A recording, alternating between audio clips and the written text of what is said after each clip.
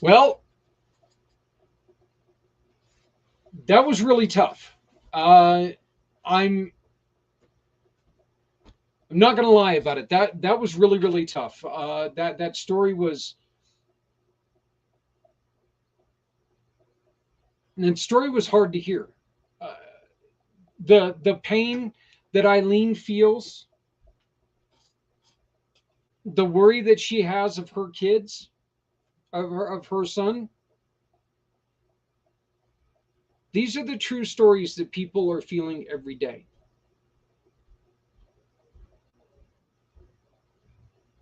And of course, there goes my. Do we have you now? Can you hear me now? Oh no, I'm not hearing you at all. I don't know if it's something to do with your. I couldn't imagine it's your speaker. You're a professional at this stuff. Can you hear me now? Can you hear But me now? no, nothing yet. Um, I know that we're getting later on in the night, and I know that the gremlins are starting to work against me because they're like, "Well, I've heard enough of you. I don't want to hear you talk anymore," and that's becoming very apparent. But no, you're on mute now. You can't hear me now. Yeah, I'm not hearing you at all, brother. Uh, Hmm. okay. Apparently, I'm the only one who cannot hear you. So I don't know what's going on there. Let me uh, see what's going on here. Bluetooth speaker. Try it now. Can you hear me now? I got you now. All right. My something happened with my yeah, something happened with my Bluetooth speaker, of course, because you know what, everything is frying on us. All of our Facebook pages have decided to give us the middle finger, Richard, and they're saying, you know what, we don't want to hear you anymore, fat guy. You've talked enough today. Shut up. It's So, one of those days. yeah, It's one of but those days. oh, it is. Good news is it's only taken 3/4 of the night for it to happen. So You still got another quarter of a night to go. hey. Let's. Oh God, I do. Yeah, this is this is fantastic. But thank you for joining us. We're being joined by Richard Kaufman, who is a national renowned podcaster. He's not like some of us rookies who just sit here and bite our damn lips every chance that we get. Uh, he's also Richard. You have had your struggles with mental health. Um, your story with the service and your exit from the service was um, uh, without not without controversy um, and it kind of left you in a bad place. Can you give us your story? Oh yeah. By the way, like I said, my name is Richard Kaufman, and I'm so humbled to be invited to this amazing show. Uh, I was if Can we curse on here? Or we got to keep it PG. Absolutely. All right. If anybody that's watching, if you've ever had that shit bag in your unit, raise your hand. That was me. I was that shit bag, and but now has anybody else also that are watching has had that super soldier? That was me also.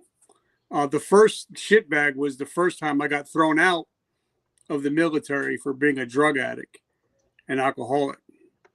I got in a second. I got back in the second time, which is really rare. But I was due to be thrown out for a second time, not for being an addict, but just for being a dirtbag and a shitbag. But the morning of 9/11 totally changed my life. And after that, I won Soldier of the Year, became a non commissioned officer, and had the privilege and honor to spend 23 years in the military total, National Guard time and regular Army. And then I got my head run over by a Humvee, and it caused me to lose my caused me to lose my vision. So obviously, you can't see, you can't shoot. We don't need you. And I was medically discharged Memorial Day 2012, And that was the day that I attempted to take my own life because I felt like I failed my military. I felt like I failed my wife. Failed my kids, and that was the day that I attempted suicide. But thank God I didn't go through with it, and now I've become an advocate for veterans that are struggling with some of the same things I did. So that's pretty much my story. We got to go. It's nice talking to you guys. Yeah, yeah, I'm not letting you out that easy, buddy. So if I gotta be here, well, you don't have to be here, but I'm glad that you've decided to be And here. like I said, Guy, I'm so blessed and honored just to be able to hang out with you today.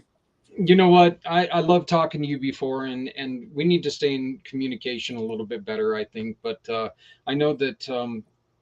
Look, what are some of the things, Richard? We just listened to a story of a lady who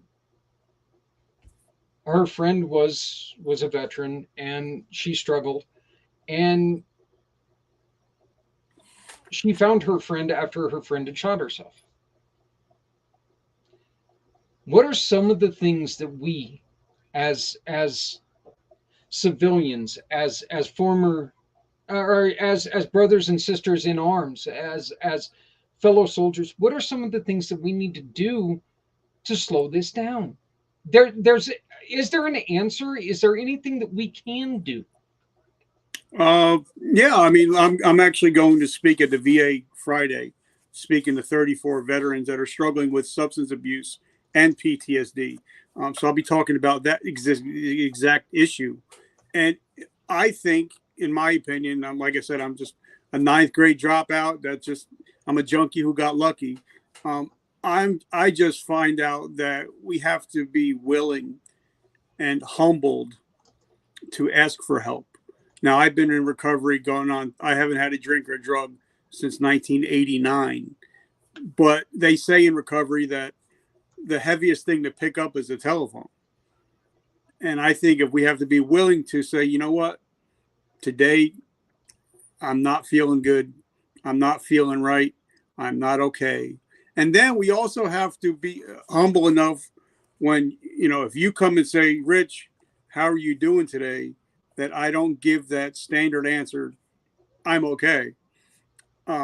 We'd have to dig a little bit deeper and say, because when I say, Zach, how are you doing today? And you give me the standard answer, I'm going to ask you, how are you really doing today? So sometimes I think we have to ask that second and third level question. And when somebody asks that third level question to us, we need to be open and honest and say, you know what? I'm not having a good day. I need help.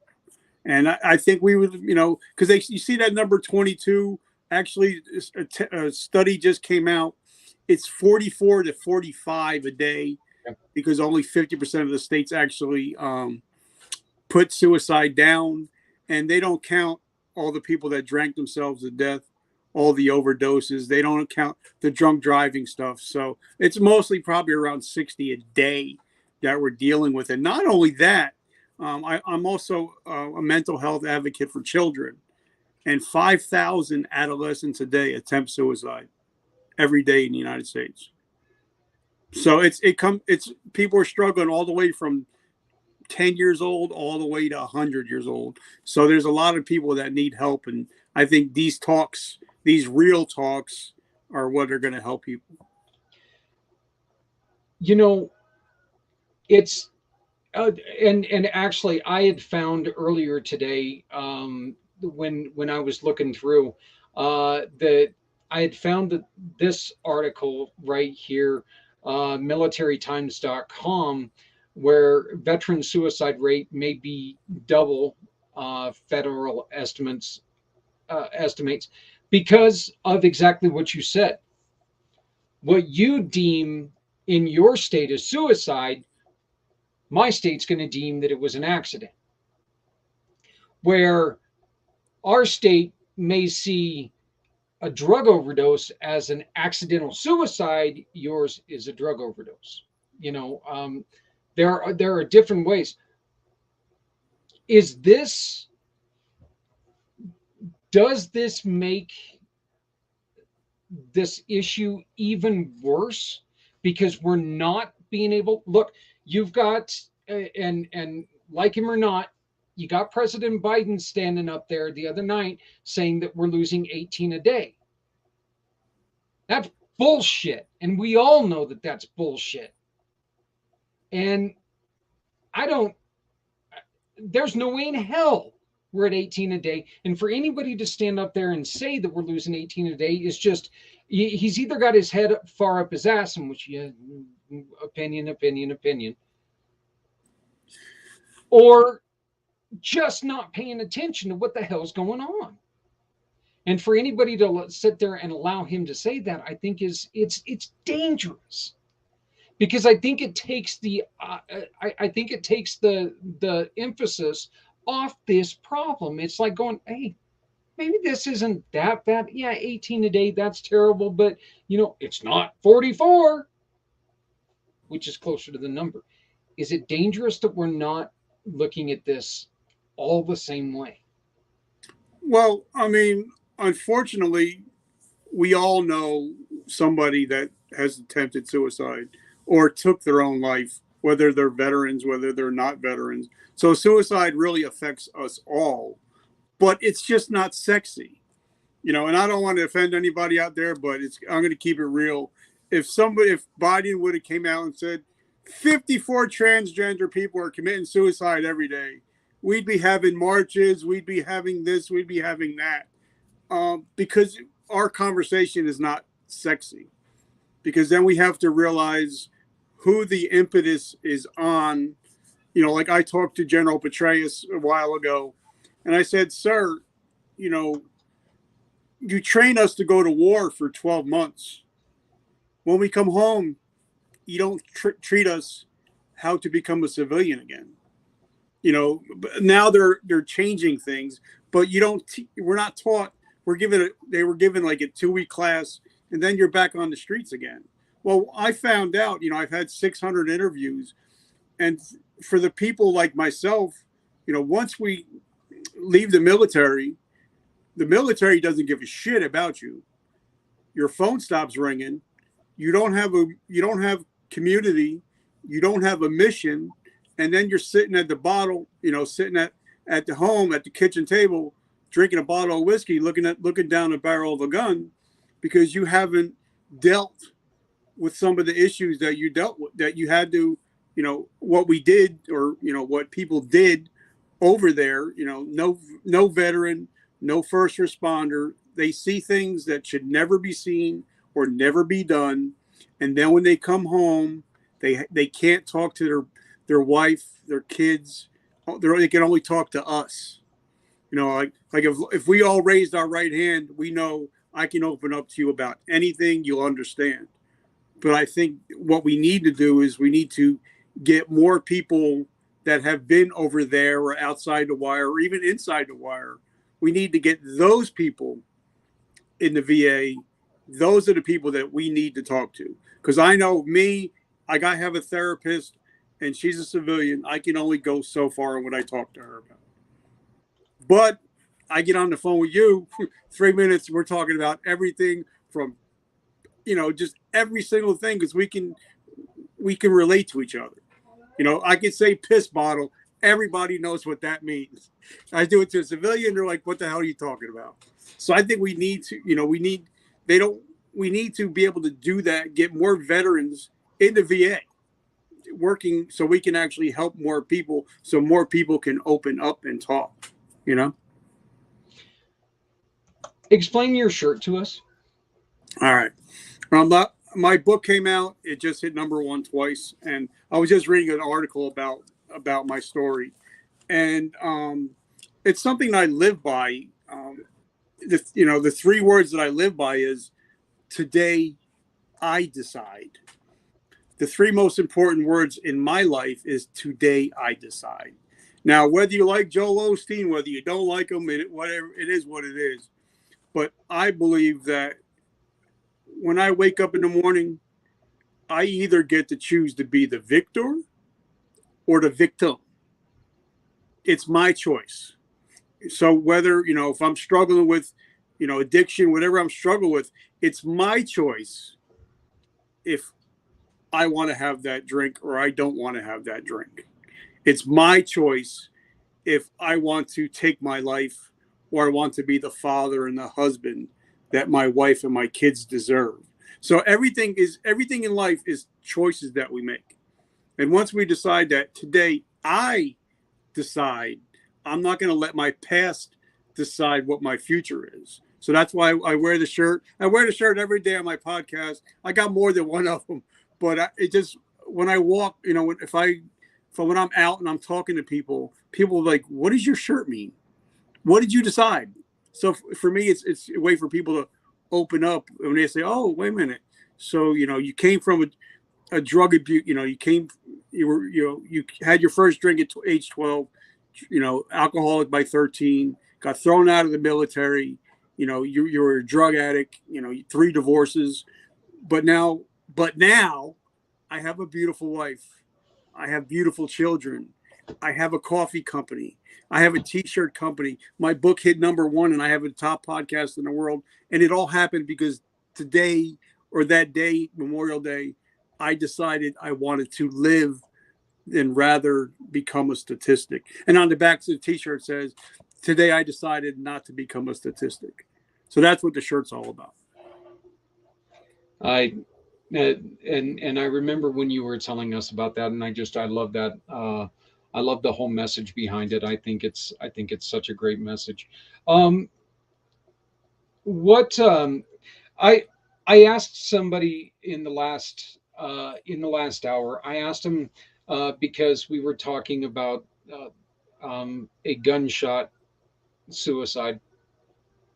Richard, they're coming out with these lock boxes that you can put a photograph in there. Okay, I love the concept, but is it going to work? No, just the same way that they put um, child-proof pills, bottles of pills, and people are still taking OxyContin every day like it's candy. So, I mean, if a person is going to end their life, like I was going to end my life by hitting 100 miles an hour and hitting a pylon with my eyes closed, I didn't need a gun. Yeah, And most suicides are not done by guns. So that's just another way of people trying to say, well, guns are the problem. No, the problem is the problem. You know what I mean? You're just yeah, here to say, because most people, if they're going to commit suicide, that's their gun. That's their lock. It's their picture. So they know that, if they're going to kill themselves, well, duh, it's their shit. It's not going to do any good. It's like saying a person's not going to become fat if they get a smaller fork. yeah.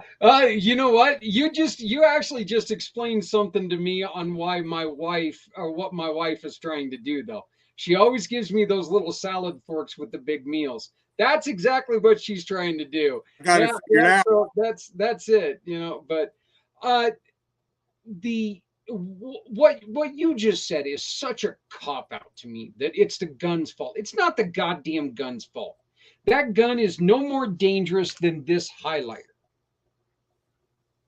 It's the person behind it. Yeah. You can make every gun in the world illegal, but there's not a single criminal going to go and turn in their gun.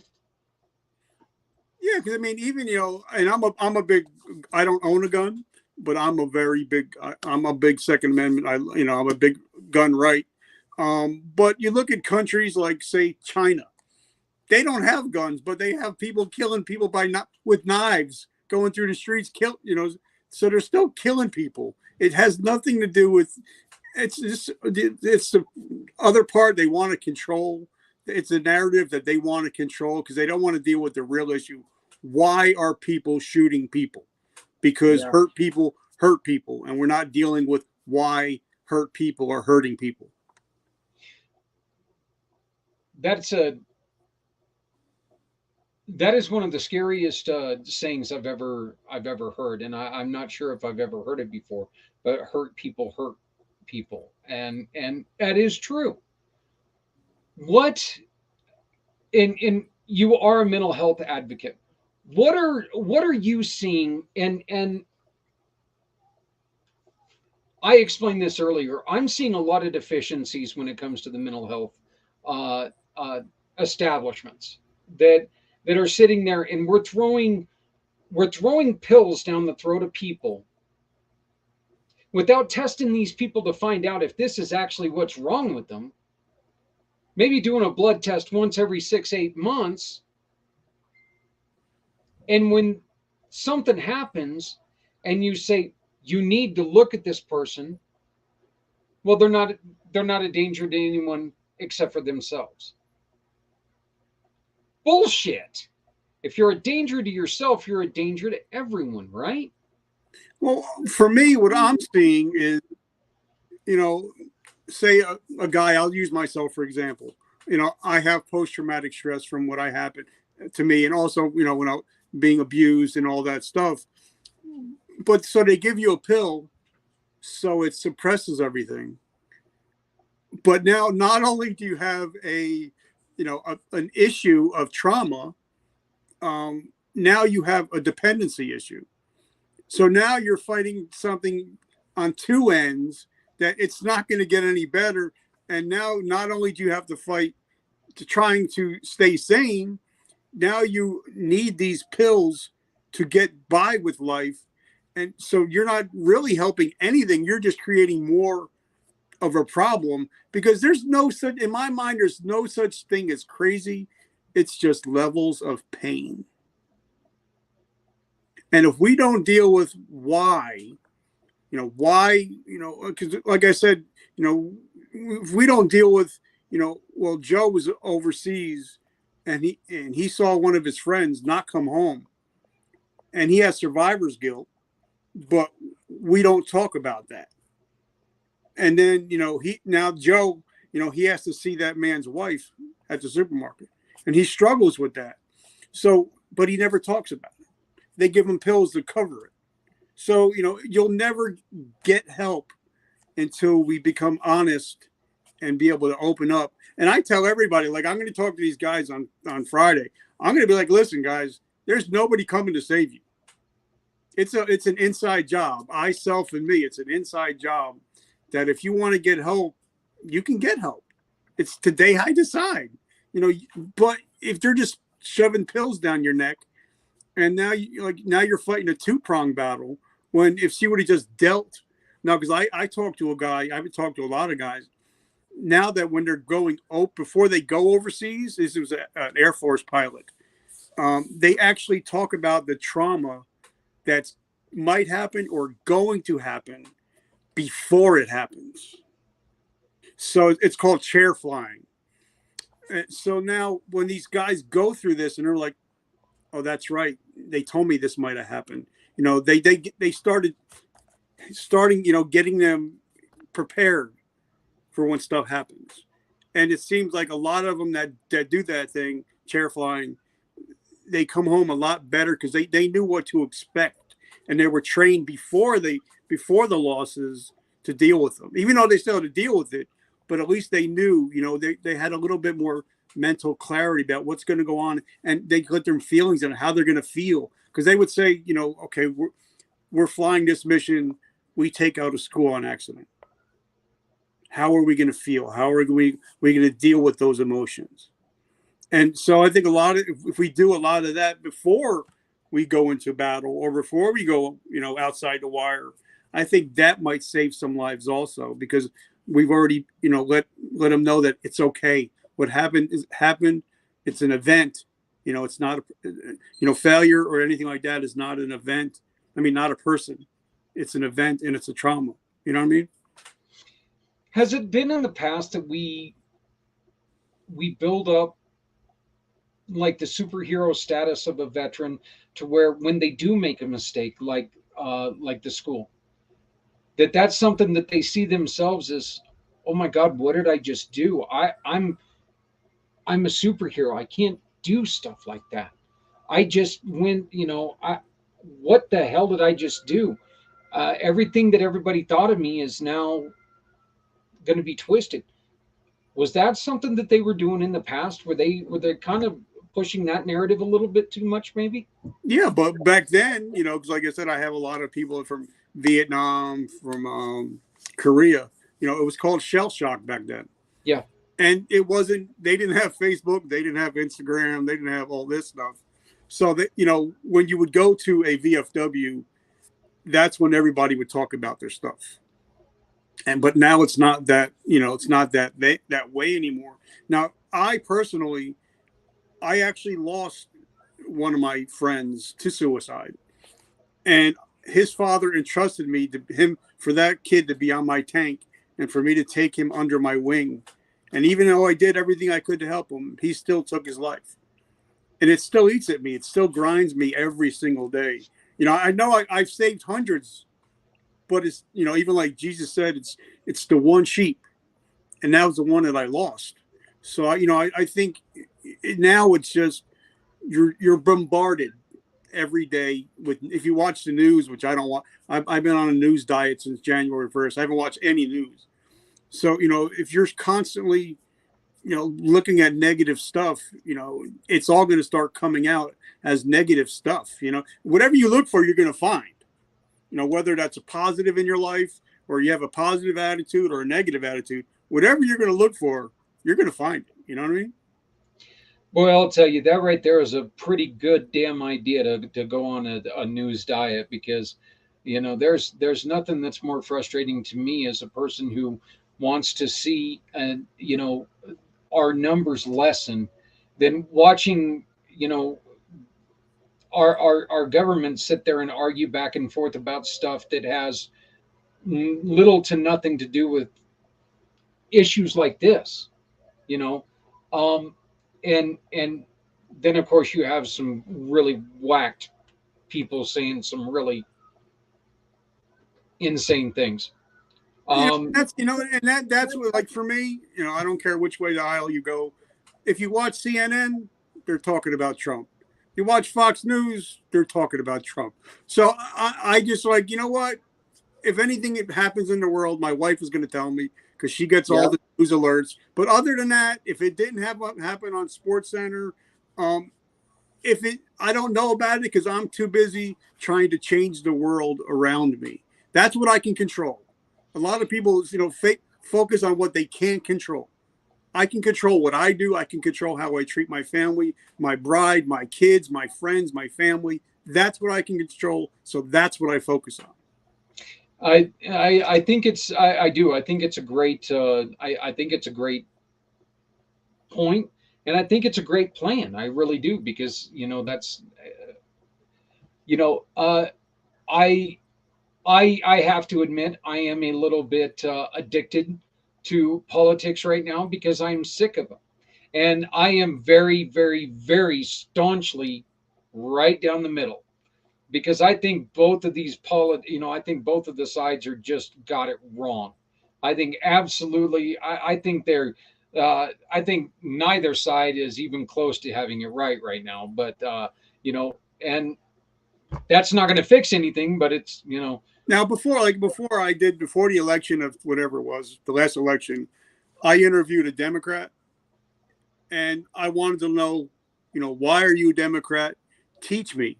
I didn't come at them as, well, you're wrong. I want to know why you act a certain way. Mhm. Then I had Republicans on. I'm like, why? I want to know why. And then I had, the third party, and I think I line up more with the third party because it's more common sense. If you're telling me as a business owner, I'm not allowed to write checks if I don't have money in the account, why should my government be able to do the same thing? Yeah. Why should I be worried about who my president is? I'm more worried about who my sheriff is, who my board of education is. That's who I'm more worried, because they're teaching my kids, Yeah. you know?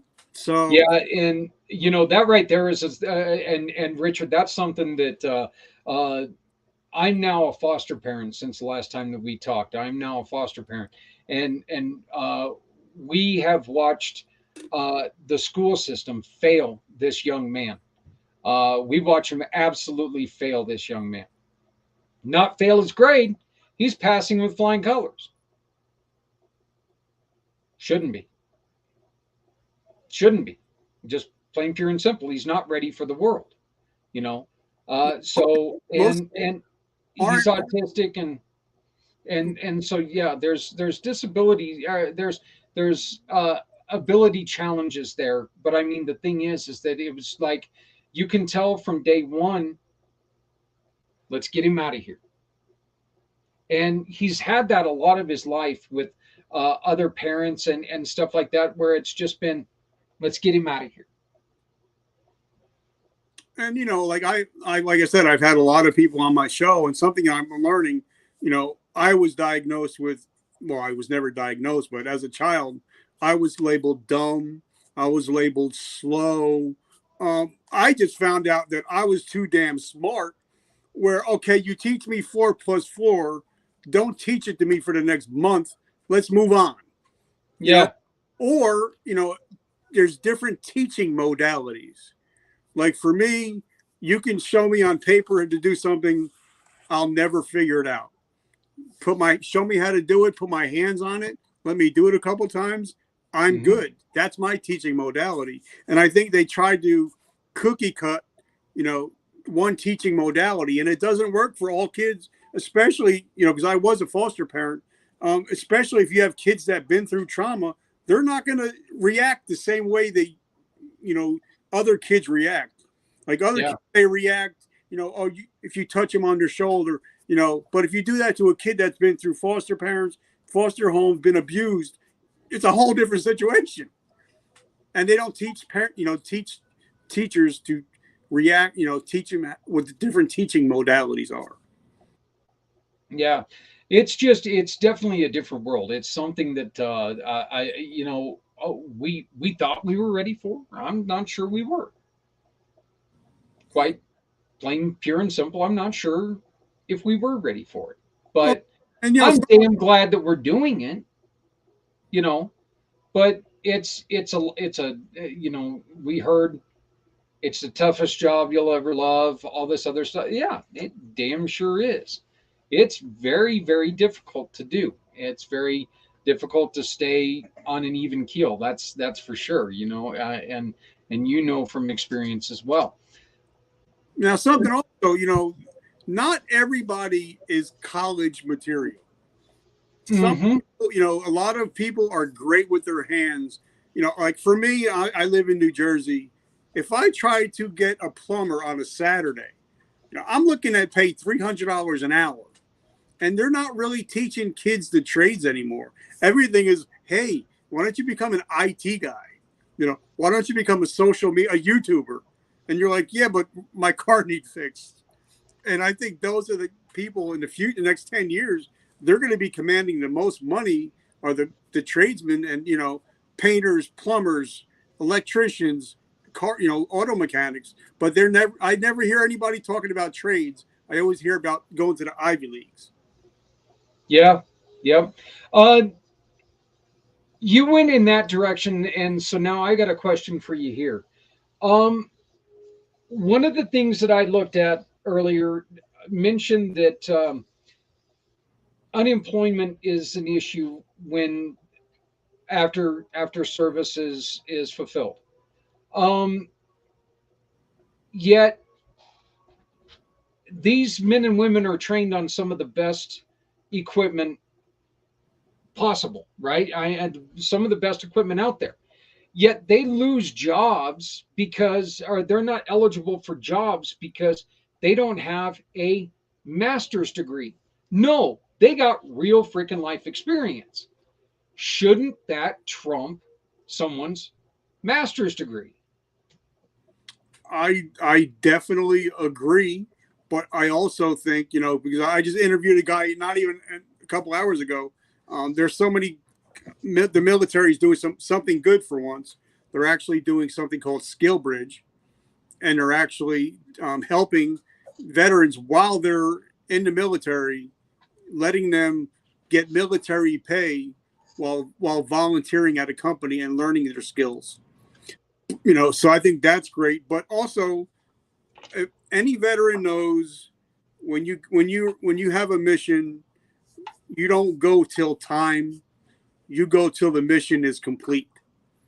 And that's where a lot of veterans struggle. All right, 9 o'clock we got to sign on, and then everybody else is at the water cooler till 9:30. Take a 12 o'clock lunch, and then they're home at 4. They're leaving at 4 o'clock, and the veterans sitting there like, wait a minute, we still got shit to do. Yeah. Doesn't work well. And I think that's why I think a lot of veterans do better as entrepreneurs than we do as employees. Yeah. And it just, one of the things that bugged me about that was you're talking about telling this person that they need to go out and they need to go get an advanced degree or something. And what I wonder um, is what my main concern is. Uh, Thank you, Sandy. One of our great partners, Sandy Abate, she said, great conversation. She is one of our great partners, and I thank her so much. She joined us earlier this afternoon. So, but thank you so very much for sticking with us and continuing to watch. But one of the things that made me so mad about that, Richard, was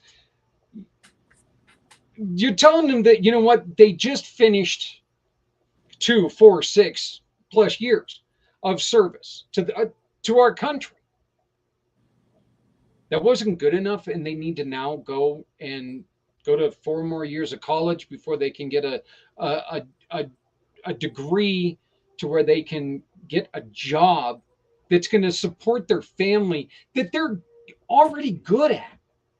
Well, okay, now let's break it down a little bit. I like to break everything down Barney style. When a lot of us, when we get out, we go to Google or we go to YouTube, find out how to put a resume together. We put a resume that has nothing but a bunch of nomenclatures. They have a bunch of names that civilian sectors never going to even look at, and they're going to look at our resume, see all that stuff, and they're like, I don't understand it. Next. So I think we need to be able to get somebody that knows how to write exactly what we did in the military, but not use military terms. Like if I go out and say, I was a tank commander for 4 years, but if I put on my resume, I was in charge of $100 million vehicle. I had 3 people in my stead that I was teaching. You know what I mean? But because I think I see a lot of people that go for jobs with shitty resumes and it gets bounced because nobody even understands what they're talking about because of all the, USMC, HAR, and you're like, I don't get it. So they throw it away.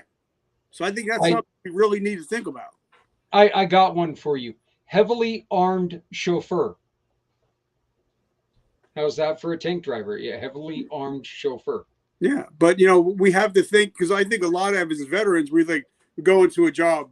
Well, a lot of us, and I'm going to be honest with you, a lot of us think the world owes us something. The world don't owe you jack. You volunteered. The draft hasn't happened since Vietnam. But when you're going to a job, or if you're going for a job, a lot of us don't ask, well, how does my resume look to them? And what do I bring to the table? Instead of asking, the CEO, well, what are you going to do for me? They should be asking the CEO, what can I do to help the company? And I think you can get past a lot of the BS with the CEO, with the master's degree by going in with that thought process. I do appreciate it. And honestly, that's something that I haven't thought of all day. And you know what? Ever since I read that yesterday, it's just been, it's been kind of like I've had a splinter in my toe. It's been pissing me off all day long because it's something that, just look, if somebody has training on something that I've never seen in my life and I get the job over them, I don't, first off, are you kidding me? But second off, it just doesn't seem right to me. I also believe that, our veterans should not have a problem finding jobs. They shouldn't. My favorite patch, and I think I told you this the last time that you and I talked, my favorite patch of all time says no veteran should have to pay property tax. You gave your you signed a piece of paper that could have ended your life for this country. You've given enough when it comes to that. No veteran should have to pay property tax. And there are certain things that we can do to, and they're wondering right now, and I saw about 3 dozen articles about this. Why are the military numbers down? Maybe because why would they be up right now? I mean, what other than getting out and finding out that there's, in a lot of places there is not shit for you. Why would they want to, why join? Hell, right now they can sit there and play their Xboxes and do stuff like that, and make make a couple $100,000 just for playing a freaking game. I mean, and you know, you're right. And a lot of these kids don't have discipline anymore. A lot of these kids don't give a rat's ass what happens anymore. Well, I think also, like when we were coming up, if you see, like even today, even, I'm retired 12 years. If I see a soldier coming in and we're at a restaurant, he's not paying for his meal. I'm paying for his meal, or I'm buying his coffee, or her buying her coffee. When I was growing up, if you seen a police officer, if you seen a firefighter, you had the ultimate respect. They were like God at one point. But now you see a soldier and you're like, yeah, whatever. And only when you think about it, only 1 to 3% of the whole population of the whole United States ever even raised their hand. Yeah. And it's getting lower, because why would you why would anybody want to join the military at this point, where you're just seeing, well, the uniform was cool. Like the Marines had the coolest uniforms ever of all time, but why would somebody join the military? Like you said, why would somebody become a cop? For what? To be disrespected every day and be treated like trash? I wouldn't do it either. If I had to join again, knowing, what I know now, I might probably be in jail, but I'd probably join again just because I love this country so much. Like, even in my house, I've been out 12 years. Whatever sport we're watching, whether it's NASCAR, whether it's football, that national anthem comes on, my house is quiet. It's the other thing. Because of the people that I think of, the people that I've lost over there. And I think a lot of people don't have that same respect anymore of, the badge or the flag. It's not like it used to be. The flag was, I see a flag and I'm walking down the street, I look in amazement of it and I still get my heart pumping. So I think a lot of it's the respect factor, and a lot of it's be like, wait a minute, I'll sit home, like you said, I'll play Call of Duty, I'll be a keyboard warrior, and I'll make 300 grand when a soldier coming in is making what, 22 grand a year. Yeah, and that they're not going to be taken care of when they come home. Yeah, and guess what? If I get shot, I can come back to life. Yeah. So, and it's just like I said, there are so many. First off, again, Richard, thank you so much for joining us. I love the clarity. I love that I can talk to you about some of this stuff, because you know what, I'm getting. We're getting some of the answers that we really need. We're getting the answers from somebody who is deep in this invisible war, because that's exactly what this is. This is a war that we're not going to win if we're all sitting on our hands. This is a war that, you know what, if we know somebody's struggling and we walk away, we can't be surprised if we never see him again. But we have to look at it, and my wife laughs at it because I tell her all the time, there's such thing as called an ASK hole. They're this person that's going to ask for help but never get help. So, there's a lot of ask holes out there that are, hey, bro, I'm a veteran, help me out. It's like, you know what? I'd rather give you a hand up than a handout. Yeah. I'd rather listen to your bullshit than your eulogy. But if you're coming to me, because I know that I'm an empath. That's my superpower. But if you're screwing up, that's one thing. Like me and you, we can say, listen, bro, you're fucking up. And you could tell a guy that, that's military or veteran. We can tell him that. But I think a lot of guys are not able to take that, take those words from somebody else saying, listen, bro, you're cheating on your wife and you no wonder why she's leaving you. You're fucking up. Yeah. So I think sometimes we have to be able to keep it real like we used to do in basic training. Like me and you say we'd walk by, we'd be like, hey, fuck face, and just walk by, Yeah.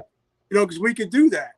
But I Yep. think we've gotten away from that. Hey, bro, how are you doing? I don't even know your first name. We're gonna go by last names. You know what I mean? Yeah. We got away from a lot of that old school mentality. That I absolutely loved it, and this is the way that I was when I was used to have to bartend. I never did that great because I didn't have the boobs and I didn't have the looks that the guys liked. So I pulled out what I had, and that was, wow, dude, you look like shit today. And it was something that we can start the conversation with, and it was always something that, what, yeah, as a guy, we were able to do that. And then of course you look at the wife and you go, the hell are you doing with this guy? You are way better looking than he ever was. What are you doing with him? So I love that fact. And you're right. That is something that we've kind of got away with. You walk up to somebody and wow, you look like shit today. What the hell? And they all puff up, and you're like going, calm down, kitten. You know, it's okay. Yeah, I I'm mean, because like I joking with you. remember, like if I would go to formation looking sloppy, some of my guys would be like, "Bro, you need to go shave. You look like shit." But we're able to be because we knew that we were doing it out of love. We Yeah. knew that we were doing it because we cared, not because we were picking on you all the time. But All the but that's the way we showed love to one another, and I think we miss a lot of that. That's where the whole camaraderie thing is. I think we miss a lot of those. Hey, fuck nuts, and you hang yeah. up. Just because we miss. Richard, that's so funny because I talk to people about that from the motorcycle world, and to where people think that they see a group of riders out on a weekend, they're all dressed up, we're all out there, we're doing stuff, and people are like, oh God, there's something going on in town. Look at all the bikers, they're all out here getting drunk, raising hell. No, usually we're out raising money for something, for a sick kid, for a veteran cause. We're out there doing something, raising money for someone who needs help. Okay. Yeah, we're also out there having beers and raising hell, but there's there's the other part in there, that we're doing good. And you know, it's exactly what you said, that camaraderie that I get with them. It's hard to understand for somebody who's just I'm everyday person. Hey, I don't understand the military, I don't understand that culture or this culture. I understand what I've done, which is the straight and narrow. And does that make it more difficult for the layman to understand what's going on? Well, I mean, like for instance, one of my great friends, he's the president of the Hell's Angels here in New Jersey, and I've got to hang out with them and meet them, and I've seen more Hell's Angels flying the American flag, helping people, homeless people, than I do see people walking out of churches. Yep. You know what I mean? But now, getting back to what you just asked me, look at everybody watch the Super Bowl. People that are in sports, what happens in that locker room usually stays in that locker room. So I think those athletes kind of go along the same path as the military. So I think that's something we can also, for somebody that, well, I don't understand the military. Well, look at the insides of a football locker room. Somebody might be hurt. You're never going to know about it if they're hurt. Nobody's going to say, "Oh yeah, John's got an Achilles problem." Or John's struggling with mental health issues. It stays in a locker room. So I think somebody's like, "I don't understand the military." Well, look at a football locker room, especially a hockey locker room. Those guys will walk out with three teeth knocked out, and they'll get back on the ice and finish their shift, and then go get taped up and come back out again. So those kind of guys, same as the military, they're the same kind of guys as we are. Yeah. New Jersey Devils, brother. I'm a Devils guy, and I actually got to go. They had the veterans at the at Devils 2 years ago. I actually got to hang out with some of the Devils. They're amazing, amazing people, and they support the military. Yeah, I've always tried to reach out to Kyle Palmieri. Kyle Palmieri. He has a very awesome veteran. Yep, Uh, he's the one that invited us down. yep. And I think it's a, I mean, hey, it's life. Careers wind up. His is winding up, but he was always one devil that I was kind of hoping he was going to retire a devil, even though he really wasn't all that great on the ice anymore. But still, it was, I loved what he did. But Hey, also, whether it's the American, them doing the American flag, whether they're doing the Canadian flag, God help you if you kneeled on that ice. oh yeah, It's handed to you. You yeah, know what I mean? yeah, yeah, that wouldn't go over very well. That's for damn sure. So, hey, Richard, I want to thank you one more time for coming on. Tell us about your podcast. How can people catch your podcast, and when are the new episodes coming out? Vertical, and guys, if you love coffee, I figured you'd love this. I came out with my own coffee called Vertical Momentum. It's a veteran hand roasted coffee, twice the energy, twice the caffeine. 100% of the proceeds go to help veterans struggling with homelessness and PTSD. So if guys love coffee, check out Vertical Momentum. They can find the Vertical Momentum podcast everywhere it's found. Anything, anywhere you want to look, we're everywhere, every platform. If you like t-shirts, we got t-shirts, hats. My book just hit #1, and all the proceeds of everything I do, literally everything I do, go to help something called Project Die Hard. And Die Hard, and they're a organization that act. Can I tell you about it for a second, real quick? Yeah, that's fine. Project Diehard is one of the groups that we're raising money for tonight. Yep. So Brian Gibson, great brother. So everything that I make, profit wise, go to help them. So I don't make any money off anything I do. It's all because I want to make, I want to make a difference in the world. And I believe that nothing makes a difference in the world more than your wallet.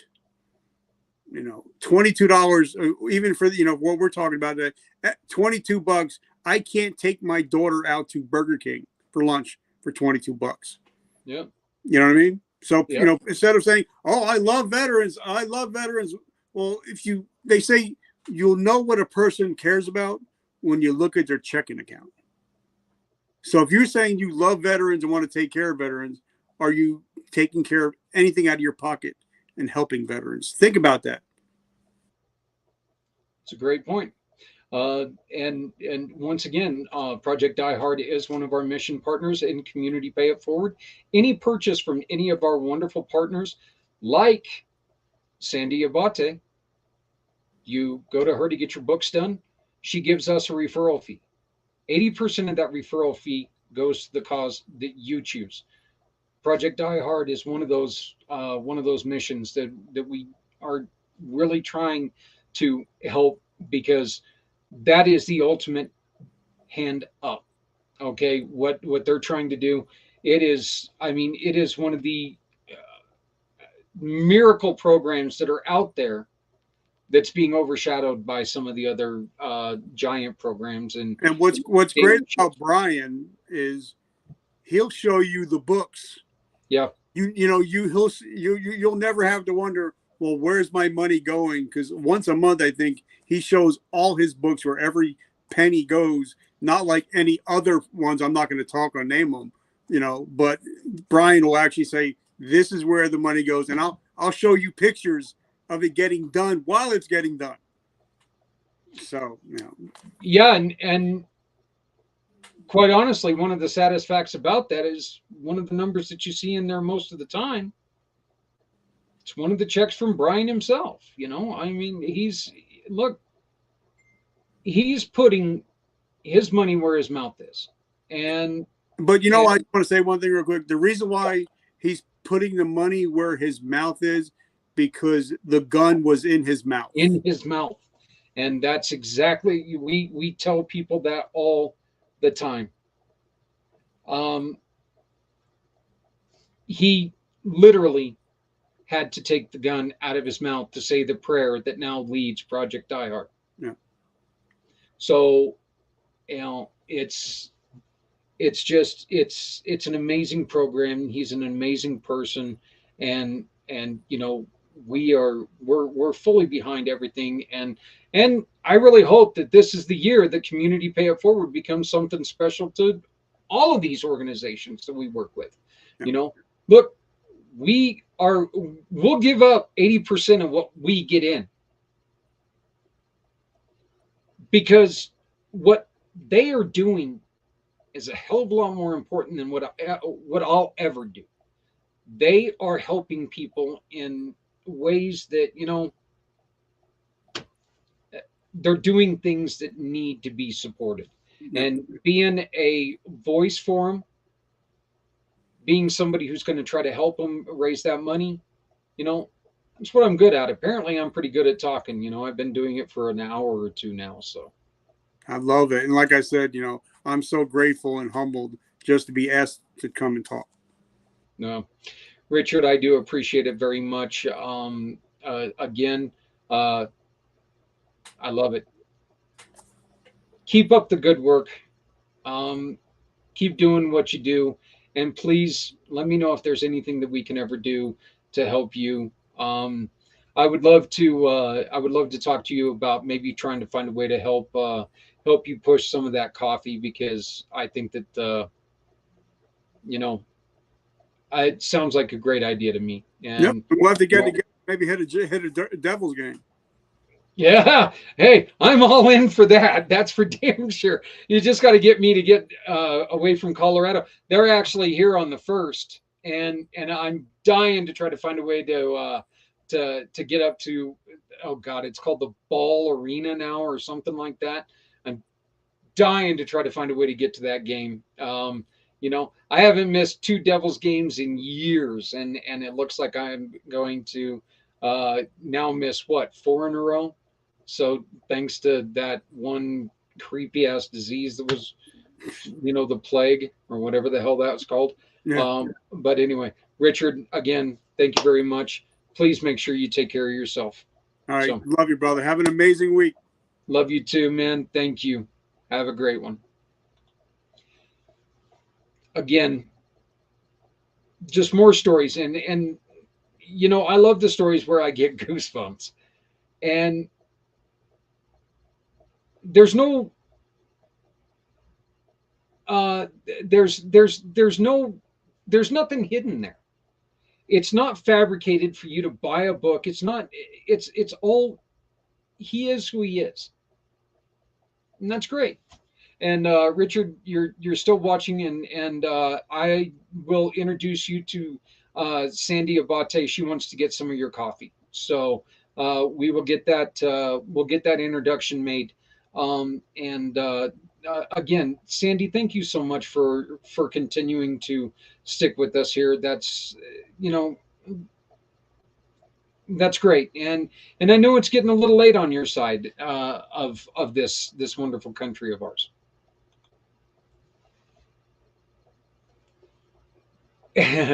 Everything that people have been talking about, and let's kind of start to relive this. I started this at 2 o'clock in the morning here in the mountain time zone, and I started it with the Rev, paranormal Reverend Sean Willington, great friend of mine, great friend of mine. I produce his show every Monday and Friday. We have a good time talking about the ghosts, talking about all this other fun stuff. But we also got to talking about, how the church is trying to work to help people who are, you know, losing a little bit of faith and everything. And that's how we got kicked off. And then we got to meet Trevor Gibbs, who works with ADA compliance on your websites. Stephanie Samos, and as I brought this up, as often as I can. Stephanie Samos is with me right here. Every time you buy wines from One Hope Wines, you use these QR codes over here. Yeah, we're talking about buying wine, but the thing is that what we're really doing is we're trying to introduce great programs like Project Die Hard, who's been one of our missions a couple times. Veterans Rants, Hope Advanced, Veterans Honoring Veterans, and GI Josie. Those are just some of them that we've sat here and we've tried very hard to bring to everyone out here, because one person shouting can make noise, but 100 people shouting are going to make one hell of a racket. We're hoping that you hear what we're saying and we can together make a difference, because it is going to take an army. I'm going to say it for the million and first time today. This is not a me problem. It's not a you problem. It's a we problem. We need to work together. We talked about it just a second ago. I don't give a damn if you're a Republican. I don't give a damn if you're a Democrat. I don't give a damn if you're black, white, Christian, Muslim. I don't care. We're one person. We're people. We're the human race. Cold kills every single one of us. Cold will kill every single one of us. Hunger will kill every single one of us. This should really be something that kind of clicks in your head when you're out there. And like Richard said, you know what? You don't have to give the person who's begging for something money. You don't have to do that. Give them a hoodie that doesn't fit you anymore. Going to help them stay warm. You have the old hillbilly Tupperware. You have leftover spaghetti from last night. Throw it in an old butter bowl, zap it in the microwave, take it somewhere where you know people are hungry. Share what you got. You don't have to. And look, there are times when money is the worst thing you can do. You know, it's kind of the same thing as giving giving an addictive substance to an addict. Okay, well, I don't want to drink anymore. Well, here, take this pill. Okay, well, I don't want to smoke cigarettes anymore. Here, try crack. It doesn't make any sense. It just doesn't make any sense. A lot of this makes no sense.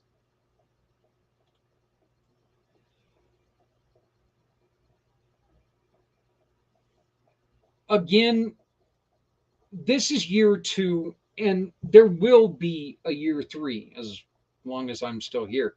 Um, and I guess if I keep eating with a bigger fork, I don't know. I might be here and there. Uh, uh, I didn't know that eating with the smaller fork might make me skinnier. Um, then again, it might just get stuck in my teeth. I don't know. So, to be honest with you, so um, might bite the damn thing in half is what I might do. It is. It's beyond amazing to me what we've heard today. Okay, uh, as I was talking about Stephanie Samos with the wine. Then we replayed our wonderful event from Sunday, where we had another one of our partners, Carolyn Rasmussen, Pampered Chef. Anything that you buy from Pampered Chef through Carolyn Rasmussen, a portion goes to all, sorry, all of the organizations that we're trying to help. It's going to get evenly distributed. Then we got to talk to a really, really good friend of mine, Susan Ahern, talking about holistic healing.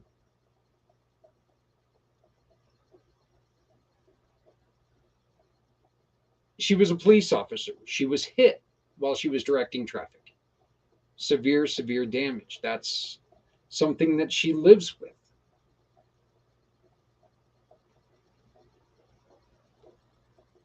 another subset of our heroes that get, you know, Richard said, people look at you funny now when you shake the hands of a cop. I got two fingers, I'll stick up at every single person that looks at me when I shake the hand of a cop.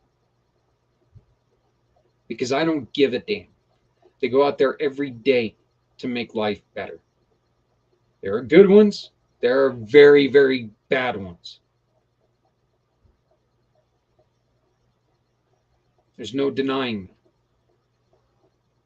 But the job inherently is dangerous. Does that cover for what the bad ones do? Hell no. No. A criminal's a criminal. That's just the way it is. A criminal is a criminal. A bad cop is a criminal.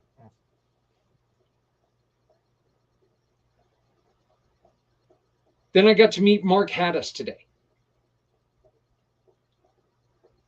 Told us a lot about what they do, how they help people, his books, the things that he's been doing.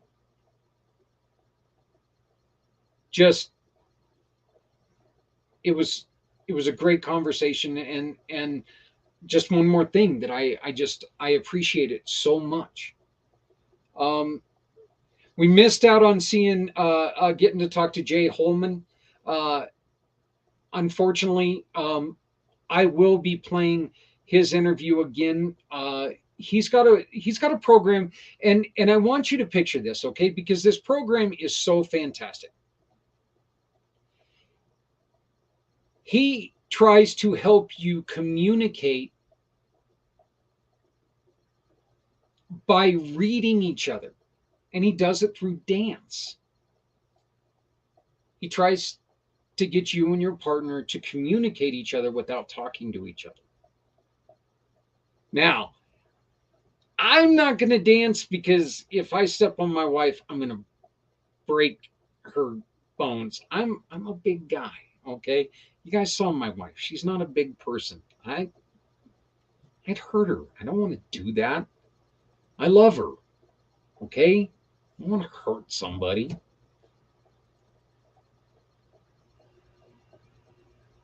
Then we got my dear friend. We've talked about her, Sandy Abate. She understands, her and I, she was the first one to stand up.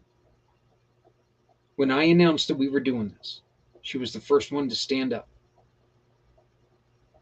and say, I'm in. She's already said I'm in for next year.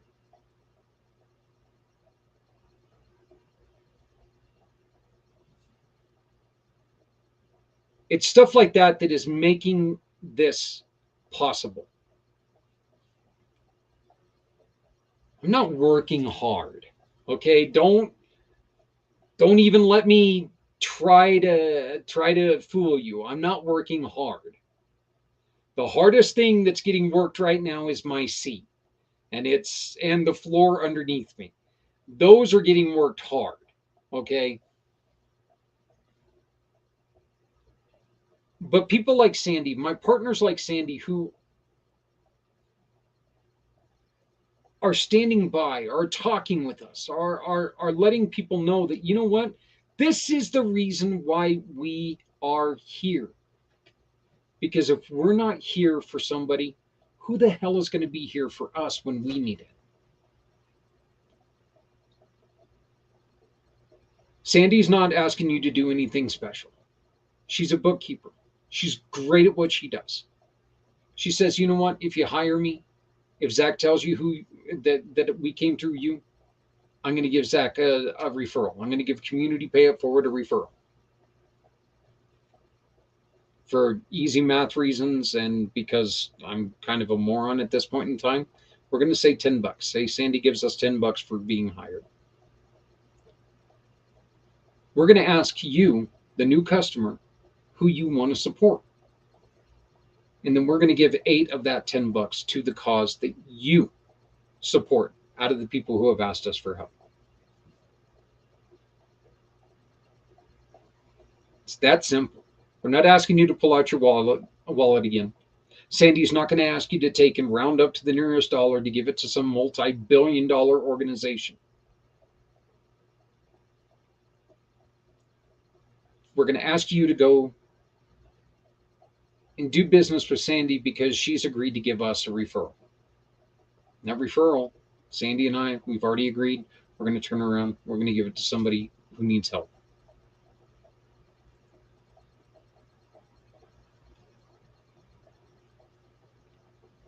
Then I was joined by Janet from Healing Warriors.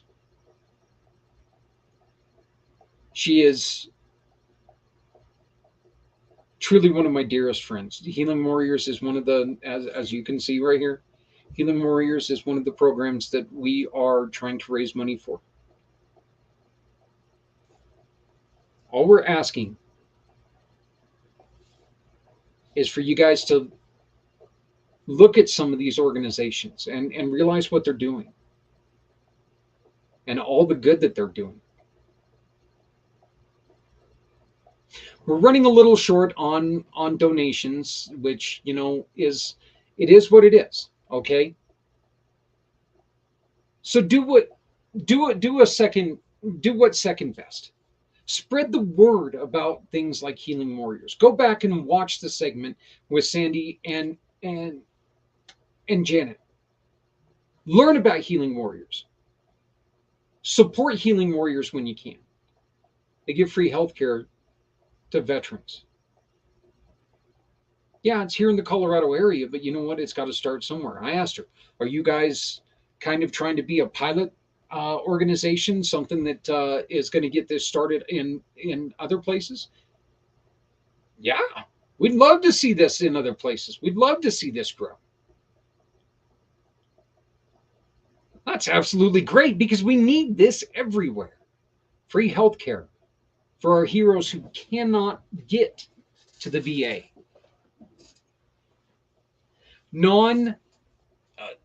There's no drugs in their healing. It's all natural, again, all natural healing. If it's something that requires medications, they'll help you get to your primary doctor.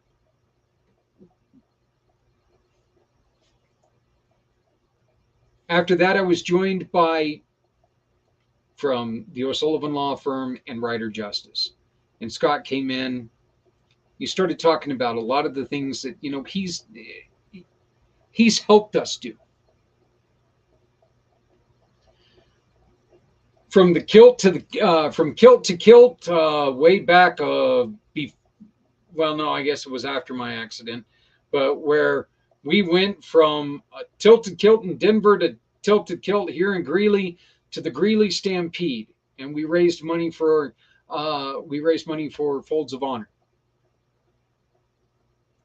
to chili cook-offs, to, you know, if Community Pay It Forward has anything, whatever we do it because of people like Scott, who helps keep our lights on. Z World Webs. Z World Webs is one of our, he built our website. He helps me maintain my website because he knows I'm a computer moron. Because he knows what I would do to his poor website if I had to get my grubby hands on it.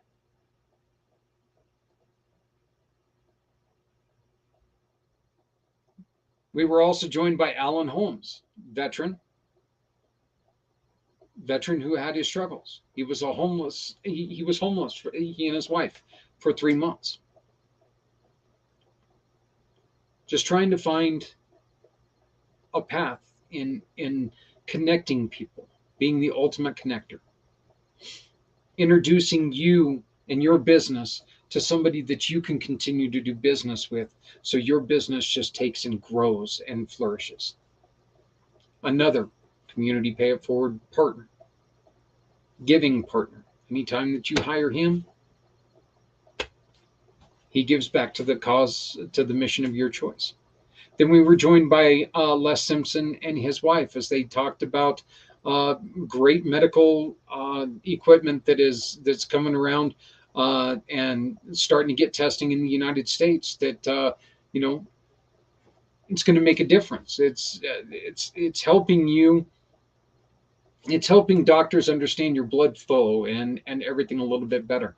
So Les is joining us every second Wednesday of the month on the Pack channel for our podcast. So make sure that you join them, join us on that day. And he's going to have two of the inventors from a couple other products. He's going to have, they're going to be joining us next Wednesday. Uh, Not next Wednesday, in 2 weeks. Then we got into the fun stuff. We got into the whole paranormal world with Jeremy York and Nick Muley doing a fantastic job talking about the 15, and actually he talked about 17 most haunted military posts in the world.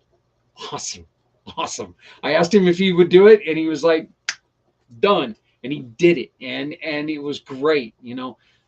Nick's a great guy, and he just tries so hard at everything he does, and I love him to death. Then we had my wife, Adrian, and Jan.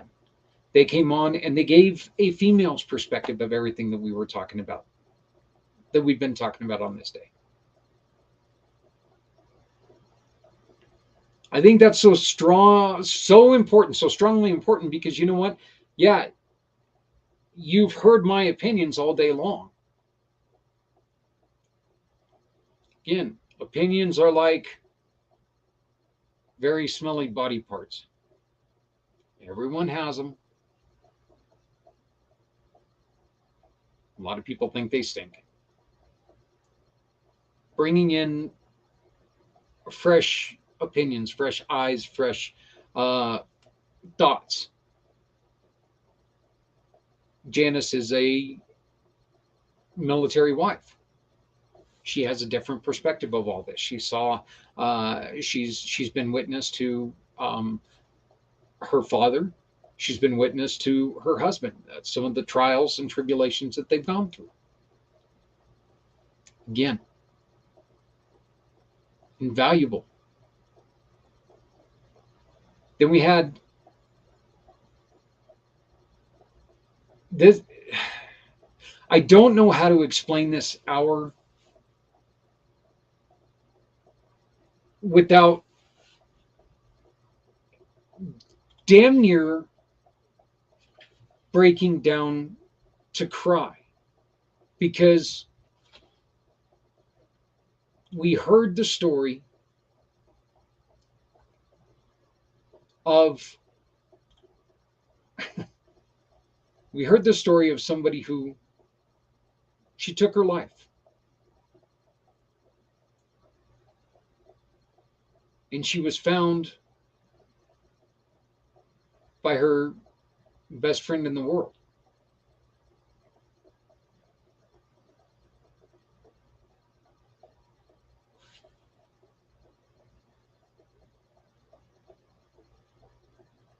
You got to sit there and you got to watch as that pain shone through. Okay. And that's not something that you can mask.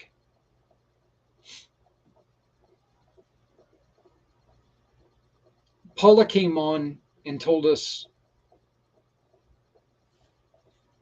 well, she just came on and she flat out told us what she had to go through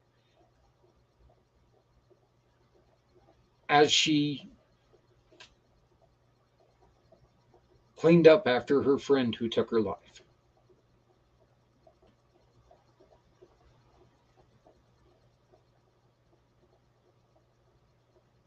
We also had a great friend of the show, Eileen Jones, whose son is in the service, whose father, uh, you know, dad was in Vietnam War. Dad had PTSD.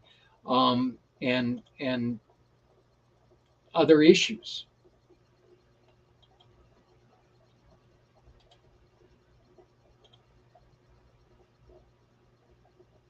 The issues are not, the battles are different, but the issues all in all are not much different. Okay. Most definitely how the issues are classified, that's way different than it used to be. Now we need the awareness to be different.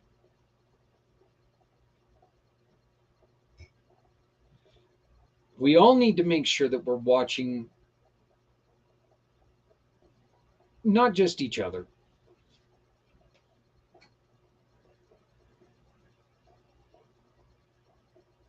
but everyone, everyone around us. Look, it's a dangerous place right now.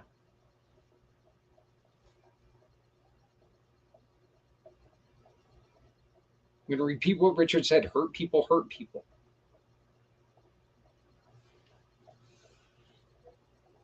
That was something that I'd never heard it put that way, and it makes a lot of sense. Hurt people hurt people.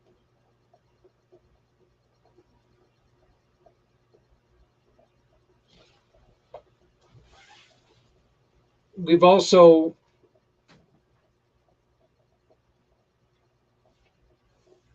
got a couple more things coming up here. Hopefully, in about 7 minutes, I'm going to be joined by a really good friend of. Oh, look, I've been joined by a really good friend. You kind of stink. Oh, but oh, here comes the other. Okay, no, she's. I thought for sure she was going to be jealous. Um, uh, yeah, but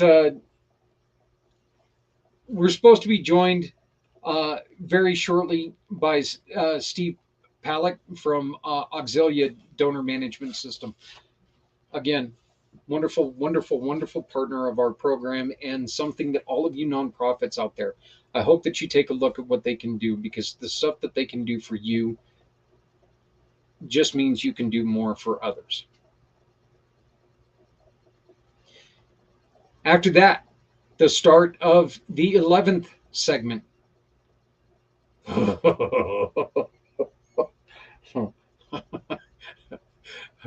Oh, I'm sorry.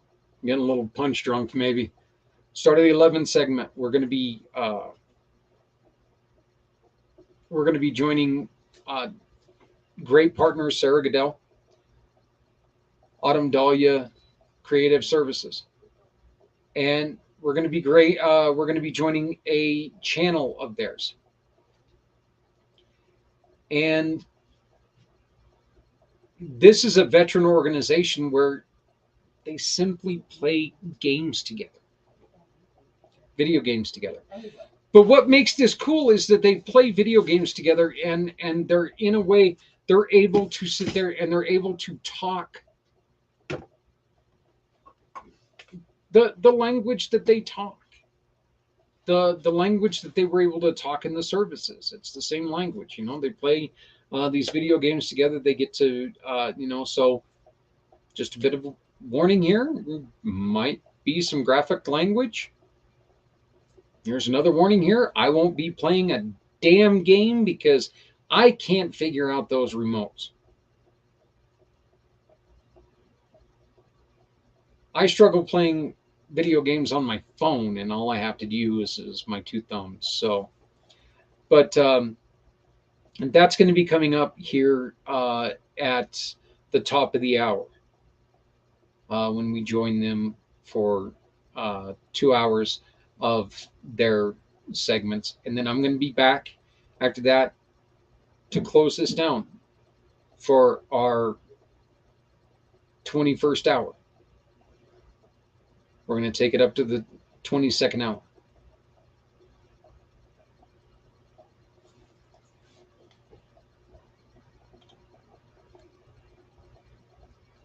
I would like to ask everyone to please Go back to our Facebook pages tomorrow. Share this with everyone. Please, please, please share this with everyone and share our mission with everyone, and make sure that everyone who did not join us this year joins us next year. Okay? You know what? Tell them that, hey, there's this little button right up here. Click donate there. And when you donate there, you're donating to all 9 organizations. Community Pay It Forward, the company Community Pay It Forward, is not taking a penny out of these donations. Community Dare to Care, our free outreach for people, is getting an equal share of all donations that come in. But Community Pay It Forward is not getting a penny of the donations that come in. So right there is our donate button, or even better yet, click right here. Go to our verified giving partners. Go to somewhere like, oh, I don't know, maybe, how about go to some bookkeeping. Click on SCA Bookkeeping. Find out more about what Sandy does. Hire Sandy. Simply tell her, you know what? I heard about you at Community Pay It Forward. I want to support this cause or this cause. I want to support you, Sandy, because you want to support other causes.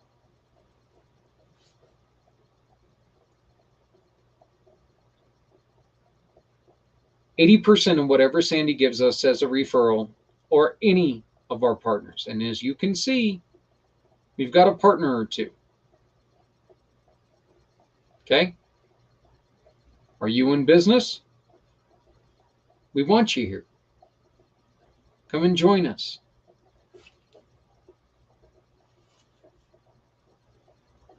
We simply are trying to find a way to turn referrals into lifelines. So please come and join us. 80% of whatever they give us, we give away. It's as easy as that. Want a little bit of an extra explanation on that?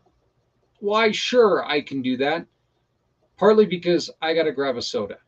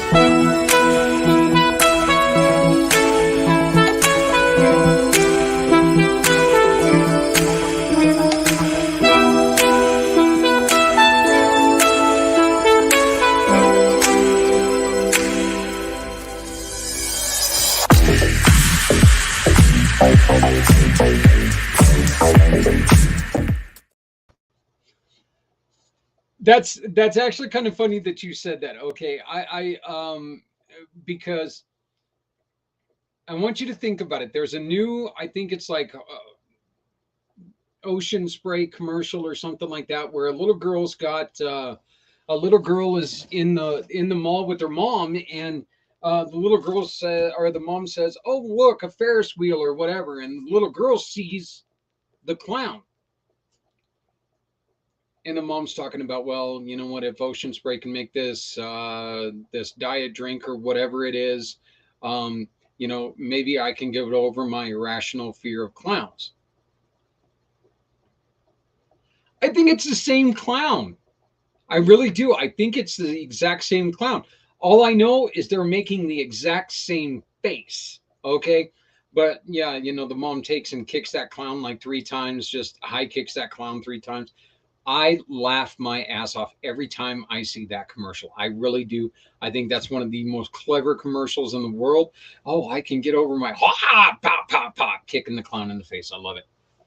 So, um, we just to let everybody know, we are experiencing some very very strong weather, and so we've kind of had a couple people drop off because we need to make sure that because of internet issues. I know that we've had a little bit of a drag on our internet, and which is really kind of starting to scare me because it's starting to do it even more. um, God, the last thing in the world I want to do is get this far and lose the internet. So, I'm working hard to make sure that everything goes right. Let me see if this is a message that I'm expecting.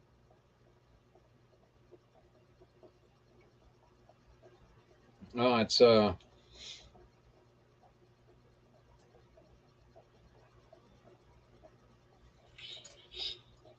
Hey, brother. Just want to let you know I'm not going to make it on tonight. I absolutely. um, just had a friend who wanted to come on, but he's not feeling well. So that lasted a couple seconds, then it went away. Yeah, I appreciate that, Jeremy. I really do. Um, Once again, we may lose my last guest for the night, but nonetheless, it's been a fantastic day for everybody who joined us.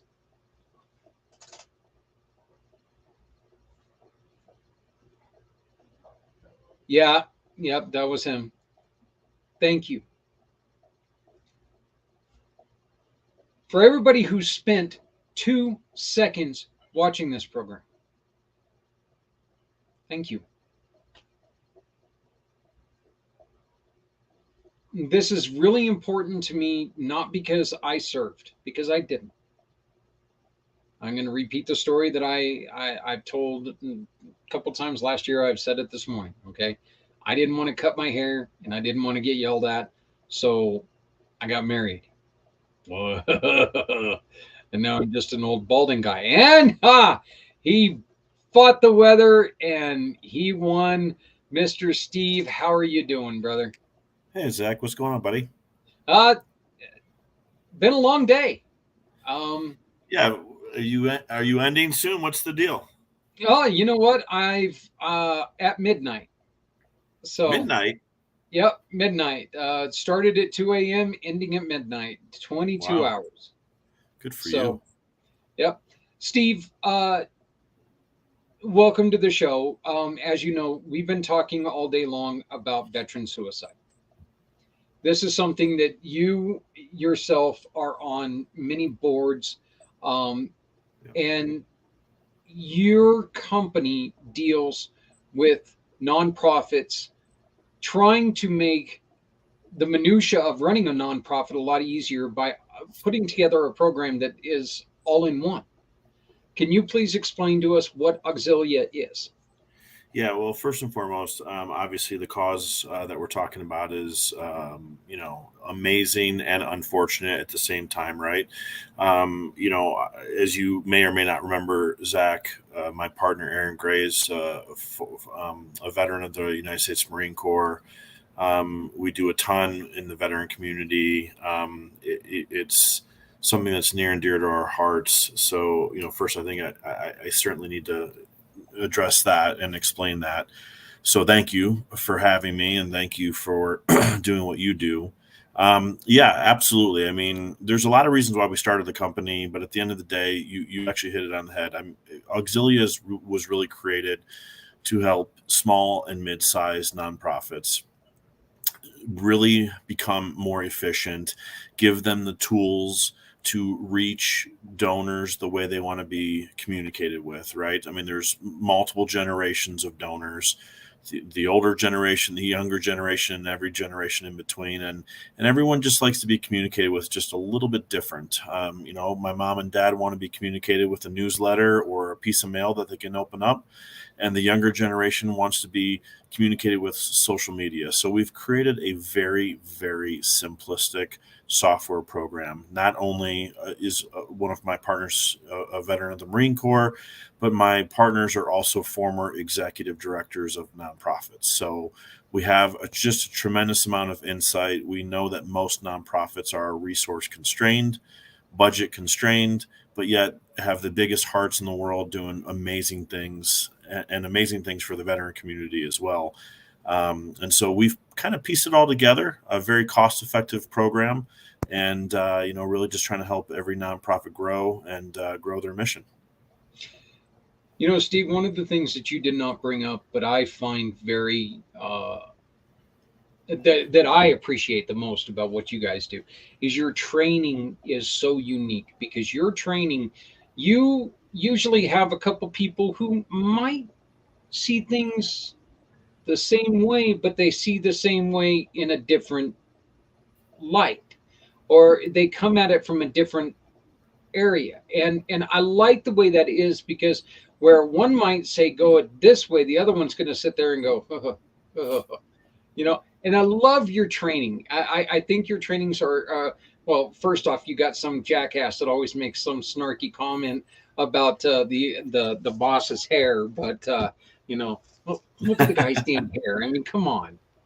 But it's unfair that people are that good looking and the rest of us, well, look like me. Oh, shut up. but your guys' training is so, first off, it's so informative. You guys answer a lot of questions. It's not one of those sit there as we pump our brakes and make you kind of feel like a fool thing. It's, we really want to ask, you're going to ask questions. What we're going to do is we're going to answer every damn question we can. If we can't get it in the timeline, we're going to answer them after that. What inspired you to put together the trainings like you do? Yeah, so it's really simple, right? Most software companies, so we're a software company. And if someone says, what do you do? I mean, we sell software. But I didn't want to do that. I mean, it was like, yeah, okay, we are a software company. Can't escape what we are. We sell software. We give it to nonprofits to make them more efficient and organized. We started the webinars and the trainings and everything in between, and I'll talk a little bit about that. About a little over a year ago, what I realized was, I talked to probably, I don't know, 30 or 40 nonprofits a week. And the constant theme was whether they were, and by the way, use a competitor of ours, use software. It doesn't matter if you use Auxilia or another company. I'm a fan of all of our competitors because they're trying to help nonprofits out. But the really kind of where my industry is falling down is they're not giving the resources to organizations that are already nonprofits that are resource constrained. In other words, they're giving a knowledge-based article. They're saying, watch this video, read this frequently asked question, one pager on how to use the software. And we just said, you know what, we're missing the boat here. We need to kind of do a 180 and give them people. So we decided very quickly in our infancy to give them people. And then we were lucky enough to find one of my partners and then 3 other consultants, folks that were helping nonprofits their whole entire life. And they saw our software. They saw what we had is drastically and dramatically different in the space. just tremendously different. But again, it doesn't matter if we think it's easy. We still need to spend time with our clients and really show them how to use the software, because we're in it every day. Then on top of that, what if we were able to give the knowledge that we have, like the real life experiences of how to bring in money into the organization?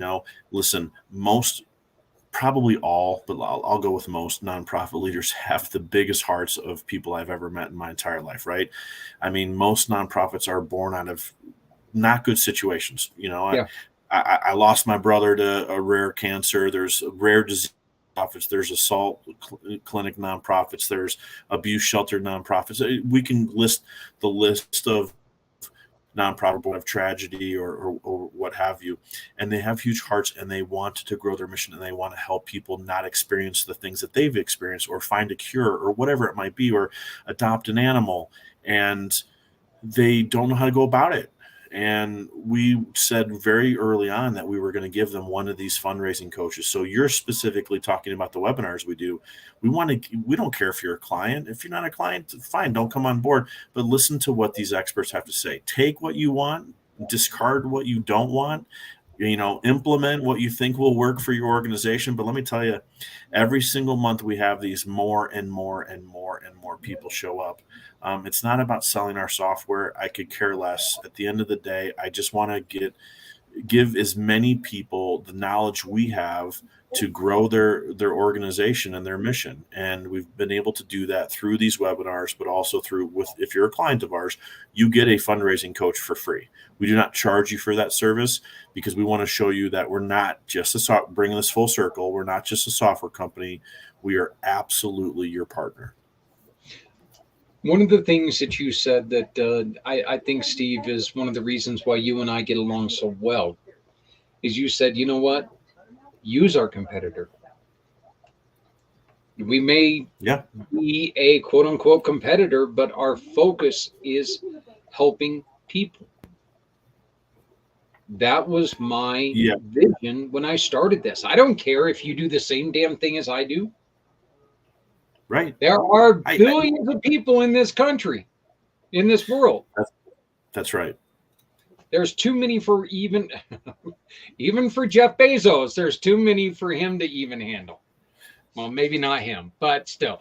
But listen, I mean, we're all in this 1.8 million. Not to interrupt you, sir. 1.8. Yeah. 1.8 million nonprofits in the United States, man. I can't handle them all, but join our webinars and listen to what we have to say. Yeah, listen, there's a ton of great competitors out there, a ton of great companies doing great things, and certainly proud to be in the same space as they are. But we're not for everybody, and they're not for everybody. But I am a proponent of outsourcing. Focus on your nonprofit. If you're an animal shelter, focus on adopting these animals, and focus on the food you need to buy for them, and focus on keeping the shelter clean. Whatever, all the things you need to do to run a shelter. Let us focus on managing the donor database. Let us focus on sending out the emails. Let us focus on giving you the social media tools so you can communicate all the great things that are happening, in your mission. I think that's one thing, if I could say it, a lot of our competitors, they do a piece of, or a couple pieces of what we do. I think what we've brought to the table is really a very well-rounded, simplistic system. That's the key word. Like, everyone's like, okay, everyone says their software is easy. Listen, we were created by former executive directors that have used our competitors. Again, great companies, but our system has just been built to be remedial, simplistic. We will never over-architect it, because these amazing executive directors, development directors, they don't have time. They don't have time to learn a complicated system. You know how many times I hear on a sales presentation, we use X, we use Y, it doesn't matter. But we probably only use 30% of the functionality, 40% of the functionality, 50%. I don't want anyone to ever say that about Auxilia. I want people to be like, we use Auxilia and we use everything that they offer. If they don't use a module, if they say we don't use the social media module, I don't want them to say we don't use it because it's complicated. I want them to say we don't use the social media module because we don't post on social media, so we have no need for it. But we don't have our clients say it's too complicated. I don't understand how to use it. One of the things that I completely agree with you on is, yeah, you do have competitors who do great things. Sending out an email, they'll do a great. They're great at doing it. Social media marketing, they're great at doing it. Something like that. Yeah. But like you said, I've yet to find somebody who does all of it and do it just as great. Donor management. There are plenty of donor managers out there, but do they do the other things that make your program, Right. your system? Do they do anything that matches up to your system? Not even close. Yeah, I mean, look, we're obviously a fan of each other. I love what you're doing, and you've been a proponent of Auxilia. Thank you so much for your kind words. I think there's absolutely some companies that do some things that we do, and I would put us in the same sandbox. But I think overall, again, it's for me, software is software. And most software companies are going to drop it off at your doorstep and say good luck. I hope it works out for you. Use it properly. And as I said earlier on, we're just going to give you that human element that is going to just bring it all together. That's just so critically important. And I wish I would have decided to do that day one, but we got there quickly, and now I constantly get feedback from our clients that say best customer service team they've ever worked for or worked with, I should say. But yeah, there's again a lot of great companies doing a lot of great things in this space, and I'm a proponent to tell all your nonprofit friends and community look to outsource because there is a paradigm shift happening. Okay, and don't be late to the game. At the end of the day, donors. The greatest generation, unfortunately, they're my parents, right? They're passing, and they're passing their money to Gen X millennials. Think my parents will give their money to their grandkids and things of that, my kids, etc. And I'll poke fun at my kids, and I mean this with love and respect. My kids don't know how to write a check. They weren't brought up that way. They were brought up in technology. Like they're going to Venmo, Cash App, Apple Pay. That's how they're paying their bills. The Gen Z millennials, they don't check the mail. It's they get everything electronic. They don't have, which by the way, I'm not knocking it. Like they've become more efficient in so many ways. And then I love it though. I was visiting my mom and dad not too long ago. They're in Ohio. I'm in Colorado, and I just seeing my mom and dad get excited about hey, mail's here. And then my dad bringing it in and then opening things up and just that whole experience is like holy cow. I can't tell you the last time I checked my mailbox. But it's interesting. So you have to communicate with each generation the way they want to be communicated with. I also think there's the paradigm shift of the Great Resignation, right? So the pandemic happened, baby boomers overall. It's not my opinion. It's just data. Data says a lot of people are resigning. They're retiring. The Great Retirement, Great Resignation, whatever you want to call it. And so the younger generation are taking over these nonprofits. And I will tell you where the nonprofit community has historically been a late adopter to technology. They're really now starting to embrace technology. You've got the greatest transfer of wealth upon us. We're like 4 years into the next 20, where there's trillions of dollars changing hands. And if you're a nonprofit that wants to go after those funds for your mission, you have to embrace software. You have to embrace technology to make your job easier to focus on communicating with those donors, that younger group. The younger group is giving less, but as far as dollars, but making more donations. And you have to, just like an older generation, you got to pull at their heartstrings, and sending them an email or a mailer is not going to do it. So I'm not focused on the younger generation. I'm focused on all the generations. You You can send mailing through our system. You can email through our system. You can do events and tickets and registrations through our system. You can run a peer-to-peer event through our system. You can do social media through our system. I don't know anyone else is doing that, and that was certainly created with intent to hit every single donor possible. The personal coaching is also something that is just so valuable because look, there have been times that one of your coaches have reached out to me and they asked, why'd you do it this way? And I've answered, well, I don't know. And they go, can I show you something? And I'm like, yeah, okay. And right. They send me back a template, and I'm like going, damn. Right. You know, and I was like, oh, I couldn't have done that in a million years. I mean, not even I couldn't have even dreamed of it looking that good. Your coaches are amazing. Every single one of them that I've got to the pleasure to deal with. They're also friendly. Everybody in your organization, you really did. You found some of the best people in the world, and you got people all over the country. It's not just here in Denver. You got people from all over the world.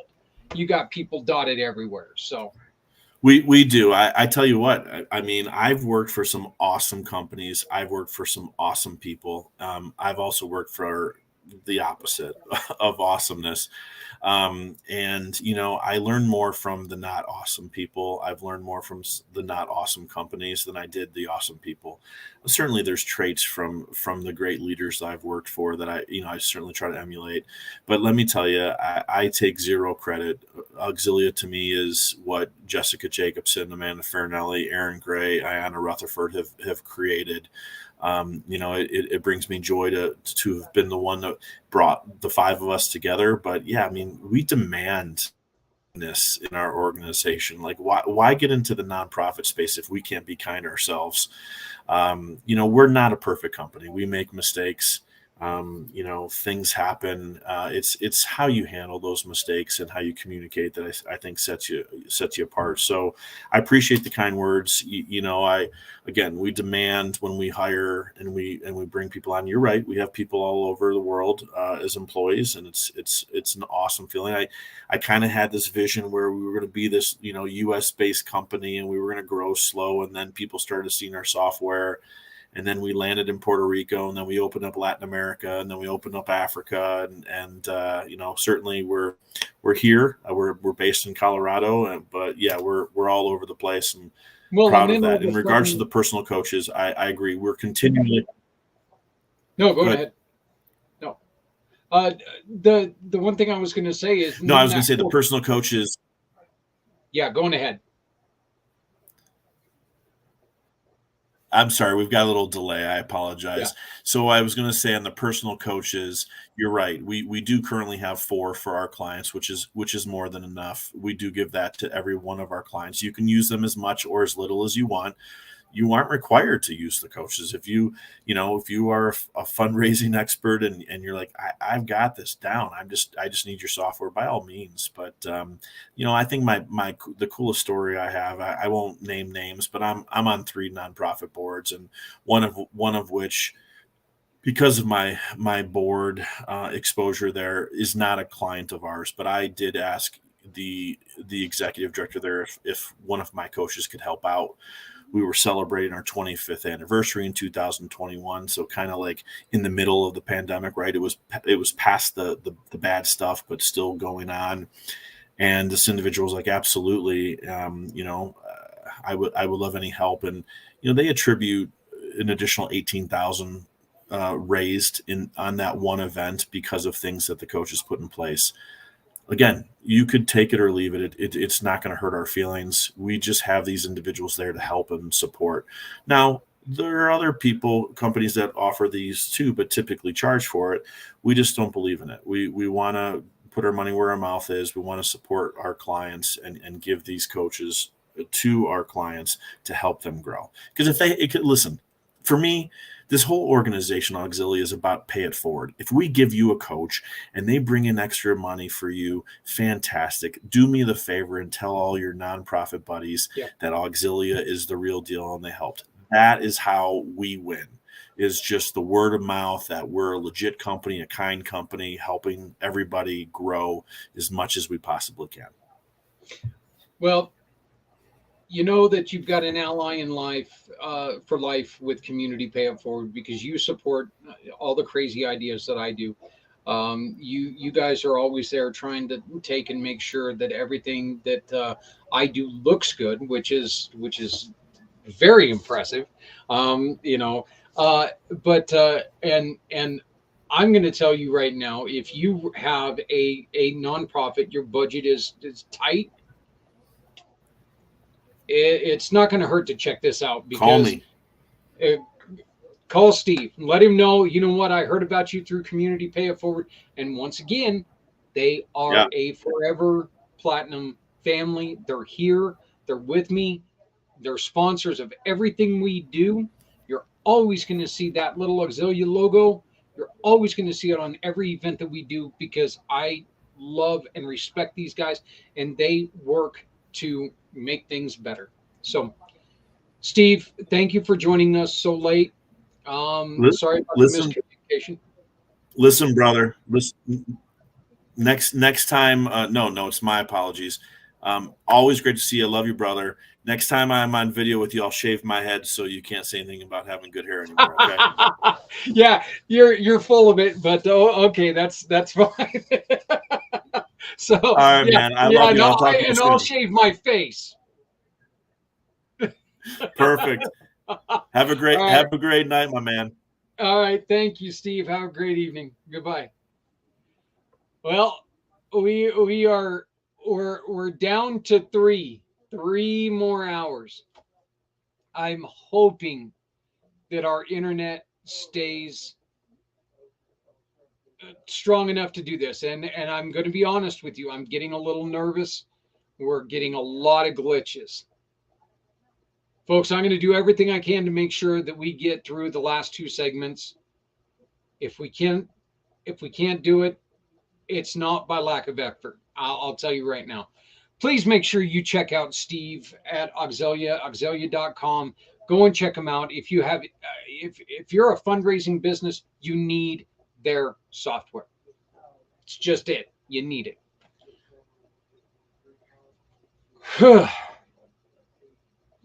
Segment 11. Here we go.